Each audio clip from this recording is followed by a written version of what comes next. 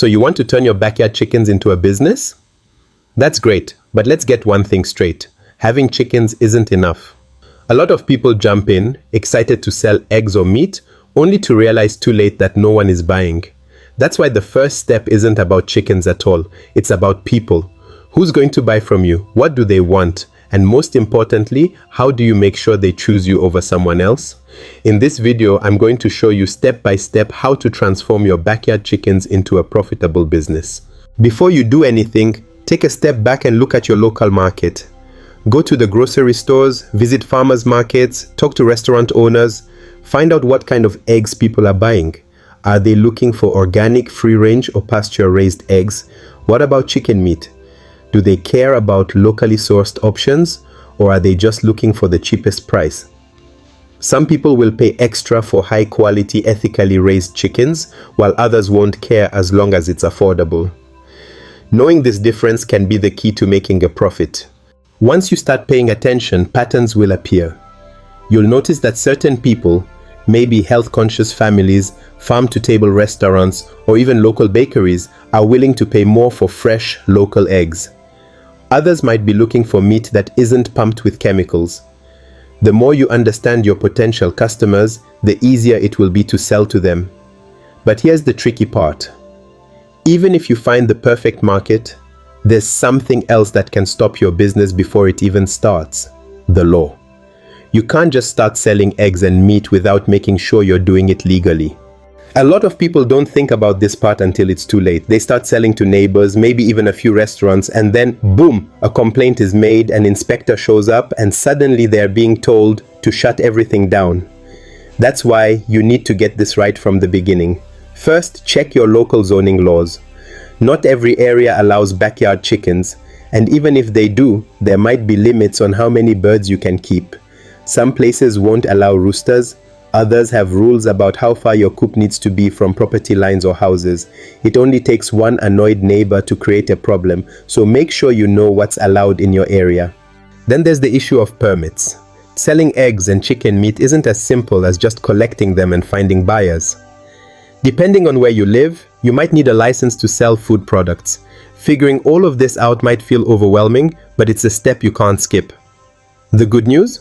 Once you have the legal side handled, you can finally focus on what really matters: taking care of your chickens and setting up a system that keeps them healthy, happy, and productive. Raising chickens isn't just about feeding them and collecting eggs.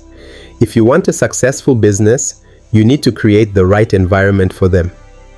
Healthy chickens lay better eggs, grow faster, and save you money in the long run. But here's where a lot of people go wrong. They either overcrowd their birds, build flimsy coops, or try to cut corners on feed. That's a recipe for disaster. Your coop is everything. It needs to be big enough so the chickens aren't stressed, but secure enough to keep predators out. Raccoons, foxes, and even stray dogs will take advantage of any weakness in your setup. A solid coop with proper ventilation and sturdy fencing isn't optional. It's the difference between a thriving flock and waking up to missing birds. Starting your flock begins with a big decision. Do you buy day-old chicks and raise them yourself, or do you go for older chickens that are already laying eggs? Each option has its pros and cons, and making the right choice depends on how quickly you want to start seeing results and how much effort you're willing to put in. If you want eggs fast, buying ready-to-lay hens is the quickest way to get started. These are usually around 5 to 6 months old and will start laying within weeks of arriving at your farm. It saves you months of raising chicks, worrying about brooding, and dealing with the fragile early stages of a chicken's life. However, they are more expensive upfront, and you don't always get as much control over their health and diet compared to raising them yourself. On the other hand, starting with day-old chicks is cheaper, and it allows you to raise them exactly how you want. The downside, chicks require more care. They need heat lamps, special starter feed, and a brooder setup to keep them warm and safe until they're strong enough for the coop. They won't start laying for about 6 months, which means a longer wait before seeing any return on your investment. When it comes to sourcing your chickens, there are several options. Local hatcheries and feed stores are a popular choice because you can see the birds in person and ask questions before buying. Hatcheries often have different breeds to choose from, so if you're looking for high-producing egg layers or fast-growing meat birds, they can help you pick the best ones. Some even offer vaccinated chicks, which can save you trouble down the road. Another option is ordering from online hatcheries, which offer a wider variety of breeds and often better prices. I've included a list of reputable online hatcheries in the description. Most ship day-old chicks through the mail, and while it might seem risky, experienced hatcheries have refined the process to ensure safe delivery. Chicks are packed in well-ventilated boxes designed to keep them warm and protected during transit. They usually arrive healthy, but it's essential to choose a trusted supplier with strong reviews to avoid any issues. You can also buy from other local farmers. Some small-scale breeders specialize in heritage breeds, organic raised chickens, or rare varieties that might appeal to niche markets.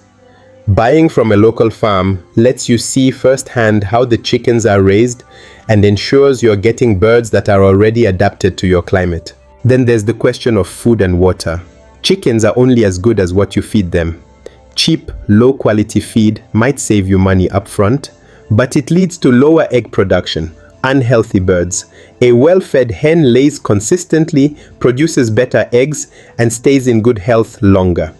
And don't forget about water. Clean, fresh water at all times is non-negotiable. Dehydrated chickens stop laying, get sick easily, and become sluggish. Cleaning is another thing you can't ignore. A dirty coop leads to disease, bad smells, and weak birds. It doesn't take long for bacteria to build up, and once sickness spreads through a flock, it can wipe out weeks or even months of progress. Keeping things dry, changing bedding regularly, and making sure waste doesn't pile up will save you from expensive problems down the road. If your focus is eggs, you need high-producing layers. Some breeds barely lay 100 eggs a year, while others can give you over 300. That's a huge difference when you're trying to make a profit. Rhode Island Reds, Leghorns, and Sussex are some of the best options because they lay consistently, are hardy, and don't require too much maintenance. If you're selling to people who want organic, pasture-raised eggs, these birds will keep up with demand. Meat birds are a different story. If you want quick growth and a fast turnaround, Cornish cross is the way to go. These chickens grow fast, ready for market in about 6 to 8 weeks. That means less time feeding them and more time selling, but they also need more care. If you're looking for a more natural growing bird with good meat quality, breeds like Freedom Rangers and Sasso chickens grow slower but are hardier and better suited for free-range setups. Then there's the option of selling fertilized eggs. If you have a rooster, you can sell hatching eggs to people looking to start their own flocks. This can be a great side income, especially if you have unique or in-demand breeds. Some people even sell day-old chicks, which can be more profitable than selling eggs alone. But no matter what kind of chickens you choose, one thing stays the same. Healthy birds mean better business. Regular health checks, vaccinations, and good nutrition keep your flock productive and prevent costly losses.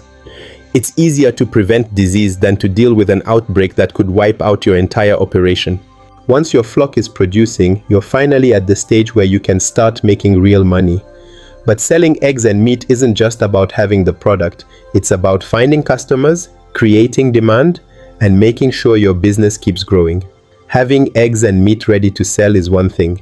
Getting people to buy them and keep coming back for more is another. A lot of small farms fail not because their products aren't good, but because they don't know how to sell them. You can't just put up a sign in your yard and hope people show up. You need a strategy. The easiest place to start is with your local community. Friends, neighbors, and co-workers are often the first buyers, but word of mouth can only take you so far. Farmers markets are a great option because they give you direct access to people who care about fresh, local food. Many small producers build their entire business on market sales, and once customers trust your product, they'll keep coming back. Another great way to sell is through subscription models. Instead of waiting for people to come to you, you set up a system where customers get fresh eggs or chicken every week. It's predictable income, and people love the convenience of knowing they'll always have farm-fresh products. Some farmers even set up home delivery for a small fee, making it even easier for customers to commit. Local restaurants can also be a goldmine. Chefs love working with high-quality, locally sourced ingredients. If you can build a relationship with a restaurant or cafe, they might buy from you regularly in larger quantities than individual customers. The key here is consistency. Restaurants need a steady supply, so make sure you can meet their demand before you commit. Social media can't be ignored either. A simple Facebook or Instagram page where you post updates about your chickens, eggs, and meat can go a long way in building a customer base. People love seeing where their food comes from, and sharing behind-the-scenes moments like collecting eggs or feeding the flock can make your farm more relatable and trustworthy. Once demand starts growing, it's time to think bigger. Expanding your flock, improving your setup, and maybe even adding new products like processed chicken, specialty eggs, or homemade feed can turn your small operation into a full-scale business. The key is to keep improving, keep learning, and most importantly, keep your customers happy. If demand for your eggs or meat is increasing, the first step is adding more birds. But before you do that, ask yourself, do you have enough space? Can you afford the extra feed? Can you handle the additional work? A bigger flock means more eggs, more meat, and more profit. But it also means more cleaning, feeding, and health management. If your current setup is already at its limit, expanding without upgrading could lead to stressed chickens, lower production, and a whole lot of frustration. Another way to grow is by diversifying what you offer. If you've been selling eggs, maybe it's time to add meat chickens. If you're already selling meat, maybe there's a market for specialty eggs, like fertilized eggs for hatching or even duck eggs, which some bakers and chefs love. You could also start selling composted chicken manure as fertilizer to gardeners. The more ways you can use what you already have, the more income streams you create without huge extra costs. Investing in better equipment is another smart move. If you've been collecting eggs by hand, upgrading to larger nesting boxes or automatic feeders can save time and effort. If you're selling at farmers markets, proper branding and packaging can make a huge difference in how professional your business looks. Small improvements like this make day-to-day operations easier while also increasing the perceived value of your products. At the end of the day, success in this business isn't just about having chickens. It's about understanding your market, managing your flock wisely, following the rules, and constantly improving. With the right strategy, even a small backyard flock can turn into a steady, profitable business that grows year after year. If you've been thinking about turning poultry farming into a real business but don't know the first steps, you're not alone. Many beginners make costly mistakes simply because they don't have a clear plan. That's why I've put together a complete beginner's guide to starting a profitable poultry business. It covers everything you need to know, from setting up your first coop to making your first sale.